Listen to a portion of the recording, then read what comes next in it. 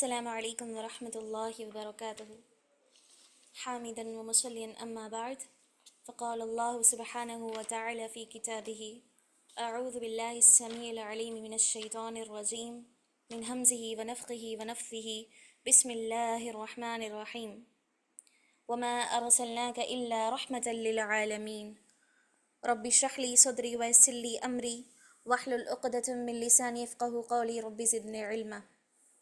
اللهم صل على محمد وعلى آل محمد كما صليت على إبراهيم وعلى آل إبراهيم إنك حميد مجيد. اللهم بارك على محمد وعلى آل محمد كما باركت على إبراهيم وعلى آل إبراهيم إنك حميد مجيد. أما بعد. پیارے نبی جناب محمد رسول اللہ صلی اللہ علیہ وسلم کی سیرت مبارکہ کی آج یہ تیسری کلاس ہے۔ آج ہم اس سلسلے کو آگے بڑھائیں گے۔ گزشتہ کلاس ہم نے کہاں تک پڑھا؟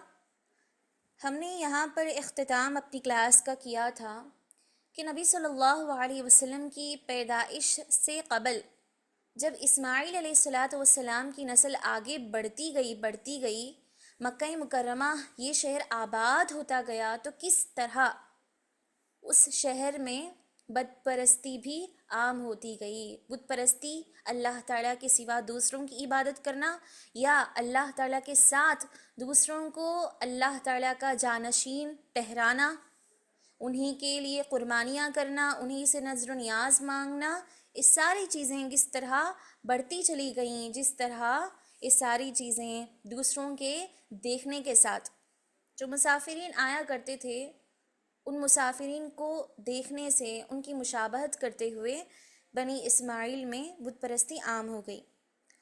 یہاں تک ہم نے پڑھا جب یہ سلسلہ کثرت سے بڑھتا گیا، شرک اور کفر کا سلسلہ، تو اللہ سبحانہ وتعالیٰ نے ارادہ کیا کہ اب کسی نبی اور رسول کو بھیجا جائے۔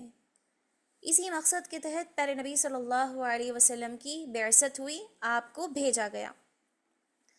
اب دیکھیں، آج ہم ایک اعتبار سے دیکھا جائے تو آج سے ہم اپنی اصل کلاس شروع کرنے والے ہیں۔ نبی صلی اللہ علیہ وسلم کی خلقت، آپ کا خاندان، آپ کا نشو و نما اور نبوت سے پہلے کے حالات کیسے تھے، ساری باتیں انشاءاللہ۔ اس سلسلے میں سب سے پہلی بات کہ آپ صلی اللہ علیہ وسلم کس قبیلے سے تعلق رکھتے تھے، تو آپ کا قبیلے کا نام تھا قبیلہ قریش۔ قریش اصل میں ایک آدمی کا نام ہے۔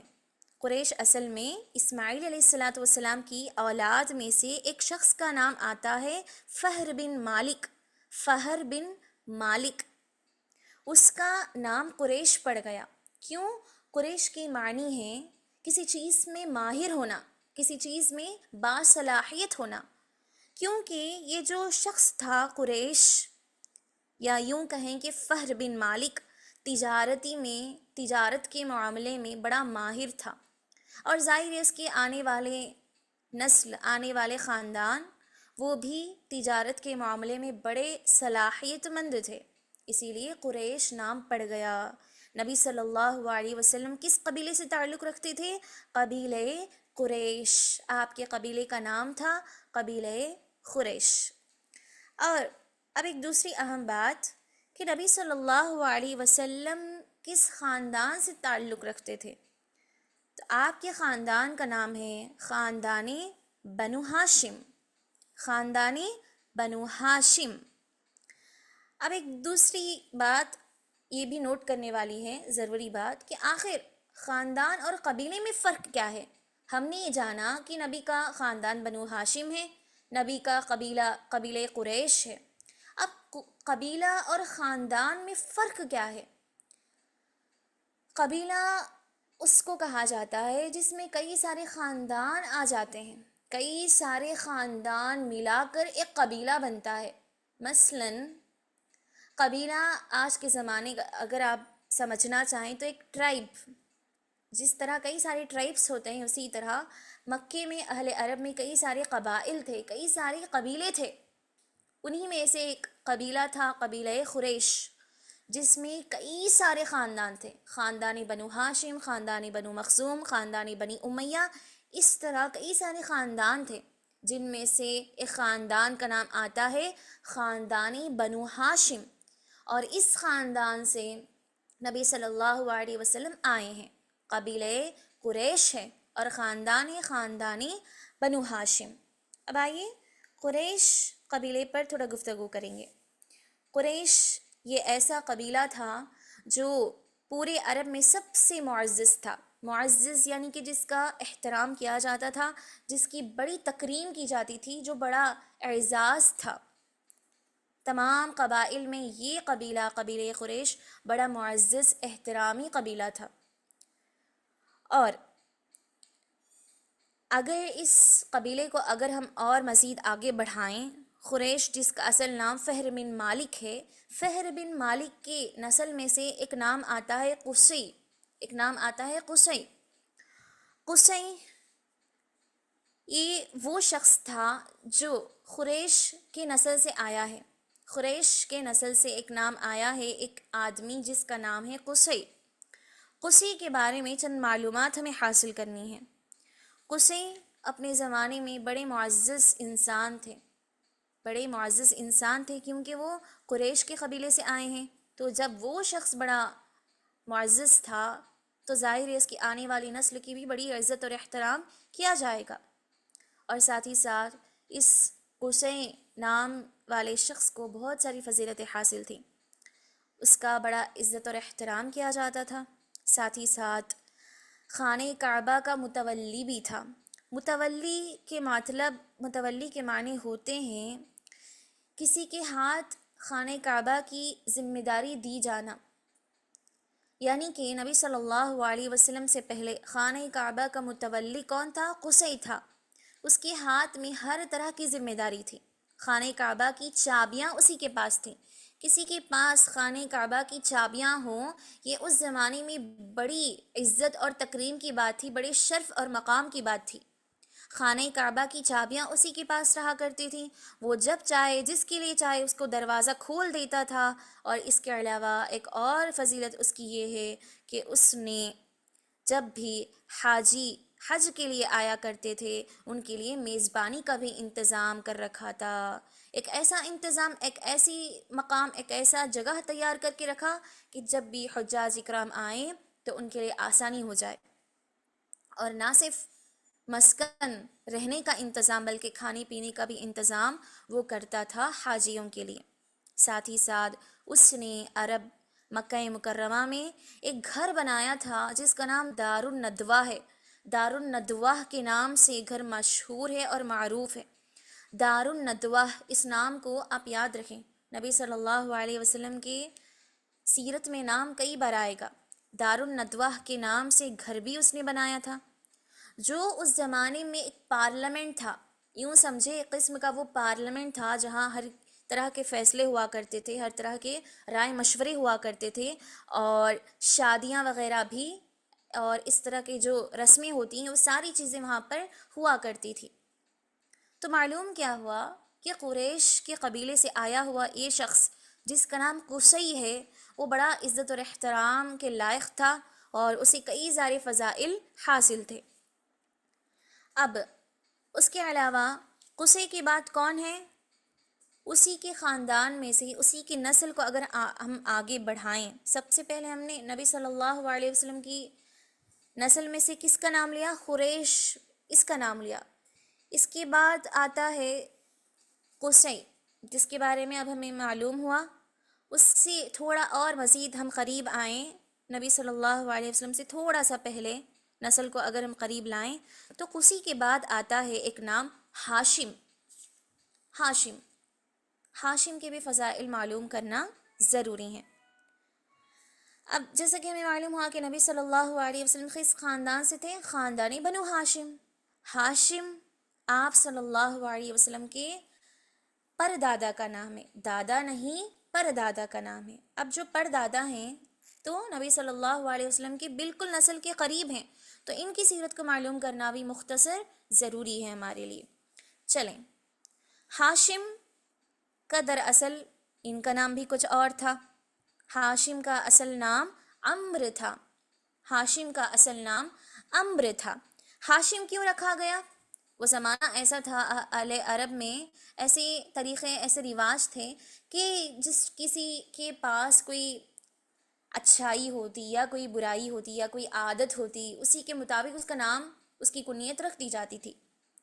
عمر، عمر کا نام ہاشم اس طرح پڑھا کہ وہ جو نبی صلی اللہ علیہ وسلم کے پردادا ہیں، روٹی کو جب بھی کھایا کرتے وہ کس طرح کھاتے؟ روٹی کو ٹکڑے کر کے گوشت میں بھگو کر، گوشت کا جو سالن ہے اس میں بھگو کر رکھ کر وہ خود کھاتے تھے اور لوگوں کو کھلایا کرتے تھے۔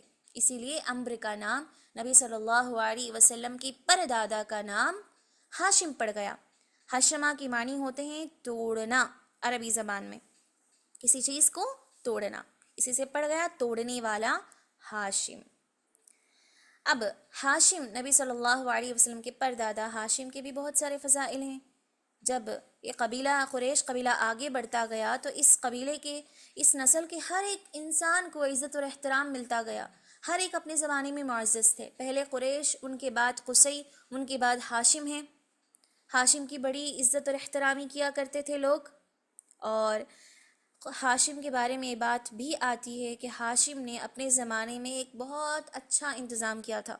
وہ کیسا انتظام کہ جاڑے کے موسم میں، جاڑے کے موسم میں، ہواؤں کے موسم میں یمن کا سفر کرتے تھے لوگ تجارت کے لیے، اور گرمی کے موسم میں ملک شام کا سفر کرتے تھے تجارت کے لیے اہل عرب۔ اب وہاں سے آنا جانا، سواری کا انتظام، اور وہ جو دو شہر ہیں جہاں کا سفر کیا کرتے تھے، یمن اور ملک شام، وہاں کے ذمہ داروں سے رابطہ رکھنا، وہاں سے ان کی بات چیت ہونا، اس ساری سواریاں وغیرہ، ان ساری چیزوں کا انتظام، اس ساری چیزوں کی ذمہ داری ہاشم نے لی تھی۔ اتنے سارے بڑے جماعت قافلے کی ذمہ داری لینا کوئی عام بات نہیں، کوئی معمولی بات نہیں، جبکہ ہاشم نے لی تھی۔ اور ساتھ ہی ساتھ کئی سارے فضائل انہیں حاصل ہیں۔ اسی فضیلت سے معلوم کر لیا جانا چاہیے کہ ہاشم نبی صلی اللہ علیہ وسلم کے پردادا، یہ بھی اخلاق میں بڑے عمدہ تھے، ہر ایک کی مدد کرنے والے، میزبان کرنے والے، مہمان نوازی بڑے اچھے انداز میں کیا کرتے تھے، لوگوں کی ہر ہمیشہ مدد کرنے والے تھے۔ اب آئیے ہاشم کے خاندان کو آگے بڑھاتے ہیں۔ ہاشم ایک مرتبہ تجارت کے لیے ملک شام گئے، ایک مرتبہ تجارت کے لیے ملک شام گئے، اور وہاں سے وہ مکہ آ رہے تھے تو درمیان میں مدینے سے گزر ہوا۔ ملک شام تجارت کے غرض سے جا رہے تھے، درمیان میں مدینہ آیا، مدینے سے بھی گزر ہوا۔ وہاں انہوں نے ایک خاتون سلمہ جن کا نام ہے، ان سے نکاح کر لیا۔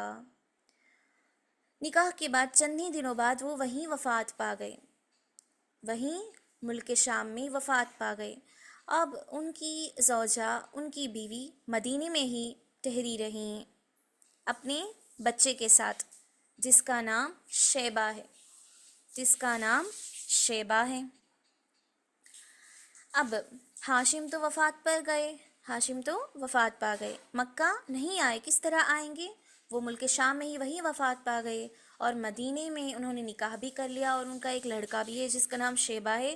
یہ ساری باتیں، یہ ساری چیزیں کسی کو نہیں معلوم، ان کے خاندان قبیلے والوں کو، ان کے بھائیوں کو، ان کے چچاؤں کو، کسی کو نہیں معلوم، جو کہ مکہ میں موجود ہیں۔ کیسے معلوم ہوگا؟ کئی سال بعد جب ہاشم کے بھائیوں کو اس بات کا علم ہوا کہ انہوں نے نکاح کیا تھا، ان کی ایک اولاد ہے، اب ظاہر ہے ان کی وارث ہے، وہ ان کی وصیت ہے، تو ہاشم کے بھائی مدینہ چلے گئے، مدینہ روانہ ہو گئے، تاکہ اپنے بھتیجے کو، اپنے بھائی ہاشم کے بیٹے کو لے لے وہاں سے، اور اس کی حفاظت کریں، مکہ میں اس کی پرورش کریں۔ جب مدینہ جا کر اس بچے کو، جس کی عمر 8 سال ہو چکی تھی، اب 8 سال ہو چکی تھی، اب مدینے سے روانہ ہو گئے اس بچے کو لے کر، مکہ میں داخل ہو رہے ہیں، تو اب اہل مکہ، جو مکہ والے موجود ہیں، انہوں نے کیا دیکھا کہ ہاشم کے بھائی نے ایک چھوٹے سے بچے کو لے کر مکے میں داخلہ کیا، تو لوگوں کو ایسا محسوس ہوا کہ یہ اپنے غلام کے ساتھ آ رہا ہے، یہ کسی شہر گیا تھا اور اپنے ساتھ ایک غلام کو لے کر آ رہا ہے۔ کیوں لوگوں نے ایسا کیوں سوچا؟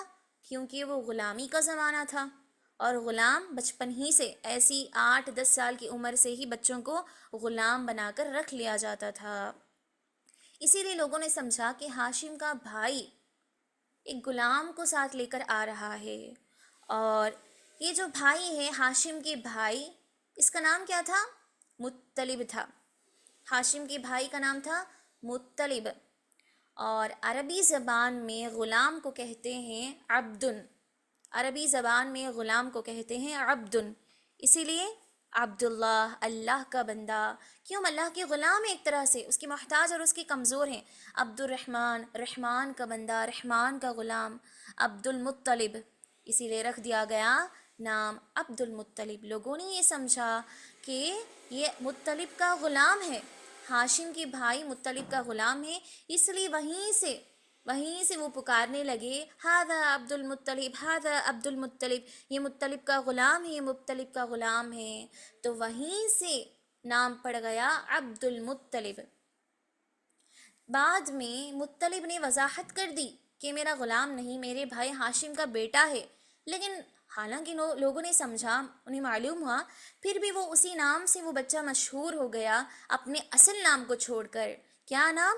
عبد المطلب۔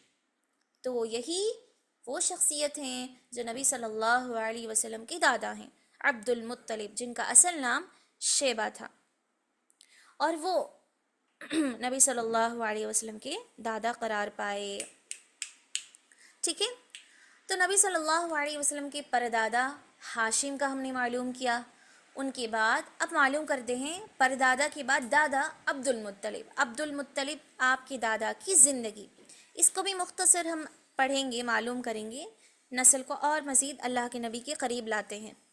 عبد المطلب بڑے خوبصورت اور عظیم انسان تھے۔ جس طرح قریش کے قبیلے کو ہر انسان کو اس نسل سے ہر ایک انسان کو عزت افزائی ملتی تھی، تو قریش قبیلے سے آنے والے عبد المطلب کو بھی لوگ بڑے عزت اور احترام کی نظر سے دیکھا کرتے تھے۔ ان کا ہم مرتبہ کوئی نہ تھا اس زمانے میں۔ ہم مرتبہ مطلب عقل مندی سے، اخلاق سے، ہر اعتبار سے وہ بڑے ماہر تھے، بڑے عزت اور احترام کے مستحق تھے، اور قریش کے سردار تھے۔ اپنے قبیلے قریش کے سردار بھی مانے جاتے تھے، اور تجارت میں بھی ماہر تھے۔ اور بات کریں ان کی جود و سخاوت کی، جود و سخاوت یعنی کہ صدقہ اور خیرات کی، اللہ تعالیٰ کے راستے میں خرچ کرنے کے معاملے میں، تو اس میں بھی وہ اس قدر آگے تھے کہ ان کا لقب ہی پڑ گیا اس زمانے میں فیاض۔ فیاض کے معنی ہوتے ہیں خوب خرچ کرنے والا۔ عبد المطلب کا کیا لقب پڑ گیا؟ فیاض پڑ گیا۔ اس قدر وہ لوگوں کا عزت اور احترام کرتے تھے، ان کی مدد کرتے تھے۔ اور ان کے بارے میں خصوصی بات آتی ہے کہ وہ نہ صرف انسانوں کے کھانے پینے کا لحاظ رکھتے تھے، بلکہ ان کے دسترخوان پر جو بچا کچا ہوتا تھا وہ مسکین بھی کھاتے، جانور بھی کھاتے، اور آسمانوں میں اڑنے والے پرندے بھی کھایا کرتے تھے۔ اس طرح وہ جود و سخاوت کے مالک تھے۔ پہاڑوں پر رہنے والے، پہاڑوں کی چوٹیوں پر رہنے والے وحشی جانور، اور زمین پر رہنے والے انسان، جانور، ہر قسم کی مخلوق ان کے پس خوردہ بچے ہوئے کھایا کرتے تھے، اسی لیے ان کا نام فیاض پڑ گیا، بے انتہا خرچ کرنے والے، اللہ کے راستے میں دینے والے۔ عبد المطلب کا لقب فیاض تھا۔ اب آئیے مزید آگے بڑھاتے ہیں ان کی سیرت کو۔ ان کے بارے میں ایک بات آتی ہے کہ بئر زمزم، بئر یعنی کہ کنواں، بئر زمزم، زمزم کے کنویں کا شرف بھی انہیں حاصل ہوا۔ وہ کس طرح؟ وہ اس طرح کہ اسماعیل علیہ السلام کی نسل جب آگے بڑھی تو کئی سال بعد ایک قبیلہ آیا، کچھ لوگ آئے، ایسے کچھ لوگ جو اللہ کے نافرمان تھے۔ جب ان کو مکہ سے نکال دیا گیا کہ تم نے ہمارے اس مکہ میں، ہماری اس زمین میں فساد، جھگڑا، فتنہ بے انتہا پھیلا رکھا ہے، تو ان کو وہاں سے نکال دیا گیا ان لوگوں کو۔ یہ کئی سال پہلے کی بات ہے۔ جب ان کو نکال دیا گیا تو انہوں نے غصے میں آ کر غیظ و غضب میں جو زمزم کا کنواں تھا اس کو مٹا دیا، وہیں اس کو بند کر دیا، ختم کر دیا، تاکہ اس کا نشان کہیں باقی نہ رہے اور یہ مکہ والے اسے فائدہ نہ اٹھا سکیں۔ دشمنی سے، غیظ و غضب سے، نفرت سے اس کو وہیں بند کر دیا، اس کے نشانات کو۔ تو وہ وہاں تک بات ختم ہو گئی۔ اب کئی سالوں بعد عبد المطلب کو ایک خواب آیا، اور اس خواب میں اللہ سبحانہ وتعالیٰ نے بئر زمزم، زمزم کے کنویں کا جو راستہ ہے جہاں وہ نشان جاتے ہیں، وہ سارا راستہ خواب میں اللہ تعالیٰ نے ان کو وہ نظارہ دکھا دیا۔ جب صبح ہوئی تو جب واقعی وہ جا کر جو خواب میں نشانات تھے اسی راستے پر چل کر وہ جب دیکھتے ہیں تو کیا دیکھتے ہیں کہ واقعی کنواں وہاں پر موجود ہے، کنواں وہاں پر موجود ہے۔ تو کیا معلوم ہوا کہ عبد المطلب اس قدر نیکوکار شخصیت ہے کہ اللہ تعالیٰ نے ان کے خواب کو سچ کر دکھایا۔ جب اب یہاں پر ایک بات معلوم کرنے والی وہ یہ ہے، جب عبد المطلب نے یہ بات اہل مکہ کے درمیان بتائی کہ ایسا مسئلہ ہے، مجھے خواب آیا، تو سبھی نے ارادہ کیا کہ اس کو دوبارہ سے اس کی کھدائی کی جائے، اس کے نشانات کو پھر دوبارہ سے ابھارا جائے اور اس کا انتظام کیا جائے پھر سے دوبارہ، تاکہ لوگ اس سے فائدہ اٹھا سکیں اس کنویں کا۔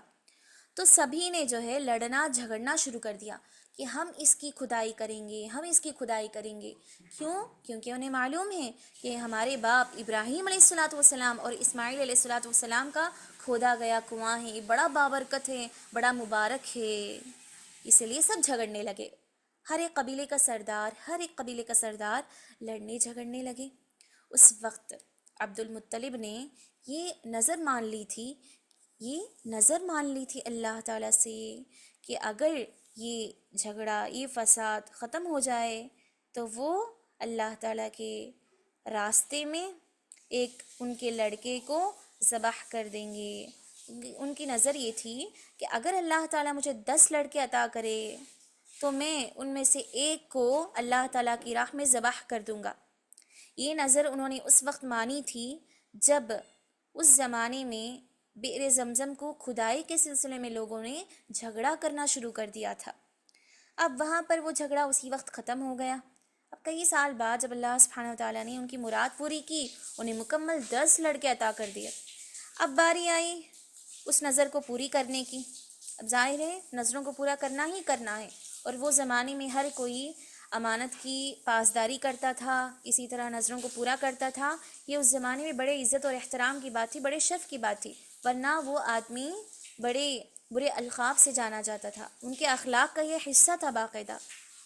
تو نظر کو پوری کرنے کا جب انہوں نے ارادہ کیا اور اپنے 10 بیٹوں میں سب سے آخری بیٹے عبداللہ کا جب ارادہ ہوا کہ عبداللہ کو اللہ تعالیٰ کی راہ میں ذبح کر دیا جائے، تو تمام کی تمام جتنے بھی سردار موجود تھے، دوسرے قبیلوں کے سردار اہل عرب کے، انہوں نے وہاں پر روک لیا عبد المطلب کو، نہیں آپ ایسا نہ کریں، آپ ایسا نہ کریں، آپ رک جائیں اس عمل سے، کہ آپ کی اولاد ہیں، آپ ایسا نہیں کر سکتے۔ تو وہ سارے کے سارے سردار، جتنے بھی سردار ہیں دوسرے قبائل کے، عبد المطلب کے ساتھ سبھی کے سبھی سردار ایک عورت کے پاس گئے۔ ایک کاہن عورت تھی، اس کے پاس جاتے ہیں اور یہ سارا واقعہ بیان کرتے ہیں، اور وہ عورت اس کا علاج، اس کا توڑ یہ بتاتی ہے کہ تم ایک کام کرو، قرعہ ڈالو، چٹھی بناؤ، ایک میں لکھو نام عبداللہ، دوسرے میں نام لکھو ذبیح، دوسرے میں نام لکھو اونٹ، اور قرآن میں جس کا بھی نام آ جائے تم اس کو ذبح کر دو۔ ظاہر ہے کہ قرآن میں اس وقت جو ہے اونٹ کا نام آ جائے گا۔ ایسا ہی ہوا، جب عبد المطلب نے قرعہ ڈالا تو اس میں کیا آیا؟ عبداللہ نام آیا۔ اب وہ دوبارہ اس کاہن عورت کے پاس جاتے ہیں، کہتے ہیں کہ یہ کیا معاملہ ہے، اونٹ کا قرعہ نہیں آیا، چھٹی تو عبداللہ کے نام کی آئی ہے، اب کیا کریں ہم؟ اس عورت نے کہا کہ جب تک عبداللہ کا چھوڑ کر اونٹ کی چھٹی نہ آ جائے اس وقت تک تم قرعہ ڈالتے جاؤ، دوبارہ اس کو کرتے جاؤ، اور جب تک کہ اونٹ کا نام نہیں آتا 10 اونٹ بڑھاتے جاؤ۔ پہلی مرتبہ قرآن ڈالا تو عبداللہ کا نام آیا، اب 10 بڑھانا ہے، 20 اونٹ لکھا گیا۔ اب بھی صرف اونٹ کا چٹھی آئی، دوبارہ 10 مزید اونٹ بڑھانا ہے، 30 اونٹ لکھا۔ اب اسی طرح لکھتے لکھتے بڑھاتے بڑھاتے گئے 100 اونٹ مکمل۔ جب 100 اونٹ میں قرآن ڈالا گیا اس وقت عبداللہ کی چٹھی آئی، اس وقت عبداللہ کی چٹھی نکلی، اس وقت عبداللہ کی نہیں 100 اونٹوں کی چٹھی نکلی، ٹھیک ہے۔ عبداللہ بار بار عبداللہ ہی آ رہا تھا۔ 10 بڑھاتے بڑھاتے بڑھاتے جانے کے بعد جب 100 اونٹوں کو لکھا گیا اس وقت 100 اونٹوں کی چٹھی آئی عبداللہ کو چھوڑ کر۔ اس وقت انہوں نے یہ فیصلہ کیا، اسی فیصلے کے مطابق عبداللہ کے بدلے 100 اونٹ ذبح کر دیے گئے۔ چنانچہ عبد المطلب نے ایسا ہی کیا۔ تو اسی وقت سے کہا جاتا ہے کہ پیارے نبی صلی اللہ علیہ وسلم 2 ذبیح کی اولاد ہیں، 2 قربان کی ہوئی کی اولاد ہیں، 2 ذبیح کی اولاد ہیں۔ وہ کس طرح؟ ایک ذبیح اسماعیل علیہ السلام تھے اور ایک دوسری ذبیح خود آپ صلی اللہ علیہ وسلم کے والد عبداللہ تھے۔ یہ بات بھی ہمیں یاد رکھنی ضروری ہے کہ اللہ کے نبی 2 ذبیح کے اولاد تھے، 2 ذبیح کے اولاد سے معروف تھے، 2 ذبیح کے اولاد اس نام سے معروف تھے، ایک ذبیح اسماعیل علیہ السلام اور ایک دوسرے ذبیح آپ کے والد عبداللہ، ٹھیک ہے۔ تو ایک اور واقعہ اب ہم معلوم کر لیں گے، اس واقعے کو آپ بغور سنیں۔ یہ واقعہ پیارے نبی صلی اللہ علیہ وسلم کی پیدائش سے 50 یا 55 دن پہلے پیش آیا، 50 یا 55 دن پہلے پیش آیا۔ اس دوسرے واقعے کو بھی آپ غور سے سنیں۔ ایک تو زمزم کا واقعہ ہے، زمزم، اسی طرح ایک دوسرا واقعہ عام الفیل، ہاتھیوں والا واقعہ۔ وہ اس طرح اس کا شان نزول، اس واقعے کی تفصیل کچھ اس طرح ہے کہ جب یمن کا بادشاہ، حبشہ میں ایک شہر ہے یمن، اس کا گورنر ابرہہ، حبشہ میں ایک شہر ہے یمن، اس یمن کا گورنر تھا ابرہہ۔ جب اس نے یہ سوچا کہ مسلمانوں کے لیے تو خانہ کعبہ ہے، ہم عیسائیوں کو بھی کچھ بنانا چاہیے، ہم عیسائی ہیں، ہمیں بھی خاص عبادت کرنے کے لیے کچھ خاص جگہ بنانی ہے۔ اس نے صرف اور صرف اسی کھوکھلی نیت سے، اس ارادے سے اس نے چرچ بنائی۔ جب چرچ بنائی تو ایک اہل عرب جو وہاں گیا تھا کسی سلسلے میں یمن، اسے بڑا غصہ آ گیا، اس نے اس غصے سے وہاں پر چرچ میں جا کر غلاظت کر دی، وہاں پر جا کر گندگی پھیلا دی، غلاظت کر دی۔ اب اس گورنر کو، اس ابرہہ کو غصہ آ گیا، اب بدلہ لینے کی نیت سے اب وہ پہنچا ہاتھیوں کو لے کر، ہاتھیوں کا ایک بہت بڑا جھنڈ، ایک بہت بڑا لشکر نکل وہ بدلہ لینے کے لیے نکلا۔ اب مکہ کے وہ بالکل قریب ہے، اب تھوڑا سا اگر وہ سفر کر لے ہاتھیوں کے ساتھ تو مکے میں داخل ہو سکتا ہے۔ اتنا قریب پہنچنے کے بعد اس کے ہاتھی بیٹھ گئے وہیں پر، یوں سمجھیں کہ 50 کلومیٹر کے فاصلے پر ہے، اب 50 کلومیٹر آگے بڑھ جائے تو مکہ میں داخل ہو سکتے ہیں، لیکن مکہ کے بالکل قریب آ کر اس کے اونٹ وہیں بیٹھ گئے، جانے کو تیار نہیں، آگے بڑھنے کو تیار نہیں مکہ کے۔ لیکن اگر ان ہاتھیوں کو دائیں سیدھے طرف رکھا جائے یا بائیں طرف رکھا جائے تو وہ آزو بازو پیچھے جانے کے لیے تیار ہیں لیکن آگے بڑھنے کے لیے تیار نہیں۔ یہ اللہ تعالیٰ کی حکمت تھی، جتنی بھی کوشش کریں وہ اٹھ نہیں رہے، بیٹھ رہے ہیں۔ اسی وقت اللہ سبحانہ وتعالیٰ نے اپنے عذاب کا سلسلہ شروع کر دیا۔ وہ کس طرح؟ وہ اس طرح جس کی تفصیل اللہ سبحانہ وتعالیٰ نے مکمل صورت میں نازل فرما دی، مکمل صورت میں نازل فرما دی۔ الم تر کیف فعل ربک باصحاب الفیل، اے لوگوں کیا تم نے نہیں دیکھا کہ تمہارے رب نے ہاتھی والوں کے ساتھ کیا کیا اللہ تعالیٰ نے؟ الم یجعل کیدہم فی تضلیل، کہ اللہ تعالیٰ نے ان کی اس چال کو، ان کے اس مکر و فریب کو ناکام نہیں کیا؟ ضرور کیا۔ فَأَرْسَلَ عَلَيْهِمْ طَيْرًا أَبَابِيلَ، اللہ تعالیٰ نے ان پر فوج در فوج جھنڈ در جھنڈ پرندے بھیجے۔ اللہ تعالیٰ نے کیسے پرندے بھیجے؟ ان پرندوں کی چونچ اور 2 پنجوں میں 3 کنکریاں تھیں، چونچ میں 3 کنکریاں اور ہر پنجے میں 3 کنکریاں تھیں، اور جب وہ کنکریاں پھینکتے گئے اور نہ صرف ایک طرف سے، ایک جانب سے، چاروں طرف سے، ہر طرح سے پرندوں کا فوج آیا اور وہ کنکریاں برساتے گئے ہاتھی والوں پر، اور وہ بھوسا ہو گئے کعصف مأکول۔ جس طرح ایک فصل کو کاٹا جاتا ہے تو وہ کس طرح وہ گھاس پھوس بھوسا ہو جاتا ہے، اسی طرح اللہ تعالیٰ نے مثال دیتے ہوئے کہا کعصف مأکول، کاٹے ہوئے بھوسے کی طرح ہم نے اس فوج کو، اس لشکر کو کر دیا۔ تو کیا معلوم ہوا اس واقعے سے کہ ایک تو وہ ہاتھی وہیں ہلاک اور برباد ہو گئے، ان ہاتھیوں کے اس لشکر کو دیکھ کر، ان کا انجام دیکھ کر وہ ابرہہ، وہ بادشاہ بھی پیچھے چلتا گیا، اپنے شہر کو پیچھے روانہ ہوتے گیا ڈرتے ہوئے، لیکن وہ شہر اپنے پہنچا ہی نہیں، درمیان میں ہی اللہ تعالیٰ نے اس کو بھی ہلاک اور تباہ کر دیا، برباد کر دیا۔ ٹھیک ہے، اب ان سارے واقعات کو معلوم کرنے کے بعد ایک غور کرنے والی بات، نوٹ کرنے والی بات یہ ہے کہ بئر زمزم کا واقعہ، زمزم کی خدائی کا واقعہ، اور عام الفیل ہاتھیوں والا واقعہ، یہ 2 واقعے اشارے تھے اس بات کی طرف کہ نبی صلی اللہ علیہ وسلم آنے والے ہیں، ایک نبی اور ایک رسول کا بھیجا جائے گا، ان کی بعثت ہونے والی ہے۔ یہ 2 واقعے اس بات کی طرف حقیقت میں اشارہ تھے۔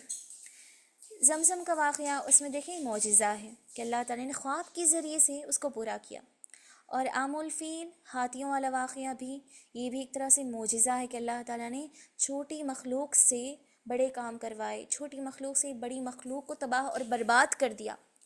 تو یہ 2 واقعے جس سے انسان عاجز ہے، انسان نہیں کر سکتا ہے سارے کام، معجزے ہیں سارے کے سارے، لہٰذا نبی صلی اللہ علیہ وسلم کی پیدائش سے بالکل قریب یہ 2 واقعے پیش آئے تھے۔ یہ 2 واقعے اصل میں در حقیقت اشارے تھے نبوت اور رسالت کے، معجزات کے۔ ٹھیک ہے، یہاں تک ہم نے پڑھا، سارے کے سارے آج کے واقعات کو، آج کے مسائل کو، آج کے نکات کو آپ یاد رکھیں۔ ہم نے کیا کیا پڑھا کہ نبی صلی اللہ علیہ وسلم کے خاندان اور قبیلے کا نام کیا ہے، خاندان اور قبیلے میں فرق کیا ہے، نبی صلی اللہ علیہ وسلم کے قبیلے میں سے قریش قبیلہ آیا اور قریش قبیلہ بڑھتا گیا، قریش، قصی، ہاشم، عبد المطلب، ان سارے افراد کے، لوگوں کے چند فضائل کو، ان کی مختصر سیرتوں کو ہم نے جانا۔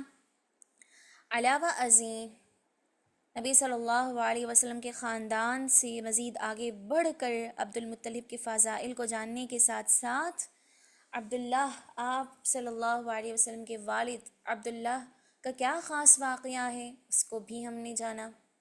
2 ذبیح اللہ کے نبی کو کیوں کہا جاتا تھا، اس کا کیا وجہ، اس کا کیا سبب تھا، وہ بھی ہم نے جانا۔ اور ساتھ ہی ساتھ آخری بات، نبی صلی اللہ علیہ وسلم کی پیدائش سے پہلے وہ کون سے خاص 2 واقعات تھے جو آپ کی نبوت اور رسالت کا دلیل تھے، اس کی طرف اشارہ کرتے ہیں۔ ان ساری چیزوں کو آج ہم نے جانا الحمدللہ۔ سبھی باتیں نوٹ کریں آپ، ٹھیک ہے، اور گزشتہ کلاس کے ساتھ ساتھ آنے والی کلاسوں کو یاد کرتے رہیں۔ اگلی کلاس میں ہم انشاءاللہ نبی صلی اللہ علیہ وسلم کی پیدائش سے آغاز کریں گے، ٹھیک ہے۔